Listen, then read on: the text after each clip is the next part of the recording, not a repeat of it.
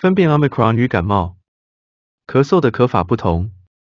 COVID-19 的疫情进入以 Omicron 为主的流行样态。不过大家都知道 ，Omicron 以轻症为主，目前的轻症率仍维持99%的高点，仅少数人出现肺炎症状，但可能让很多人误以为只是小感冒。如果我有症状，我应该以为是 Omicron， 还是当一般感冒呢？医师表示 ，Omicron 常见症状有喉咙痛、咳嗽与流鼻水，但咳嗽与一般的小感冒略有差异。Omicron 极少味觉丧失，仍有迹可循。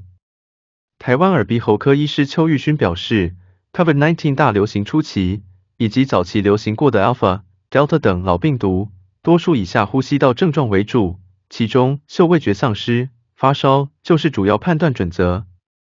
但 Omicron 的确诊者极少听到嗅味觉失调的症状，诊断的确稍加困难。不过仍有迹可循。流感常见肌肉酸痛 ，Omicron 与感冒的咳嗽不一样。现在医师会视症状，协助病人用家用快筛，确认是不是感染 Omicron。不过一般人还是可以从症状判断，不需惊慌。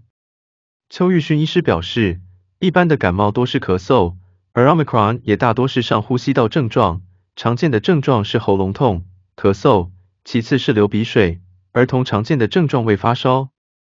不过咳嗽的状况略有不同 ，Omicron 的咳嗽多为干咳，属于长时间且剧烈的咳嗽，感冒的症状多为带有痰的湿咳，且通常是短促、间歇性咳嗽，就像我们偶尔会觉得喉咙有点痒、清喉咙的感觉。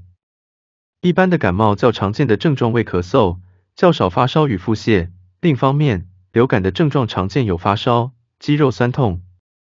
疫情前，医师听到主诉有肌肉酸痛与发烧这类常见症状，会进行筛检来做最后确认。如果筛检是阴性，会先投以一般感冒的药，但症状持续又筛检阴性的话，还是会投以流感药物，毕竟为阴性也是有可能发生。健康生活编辑部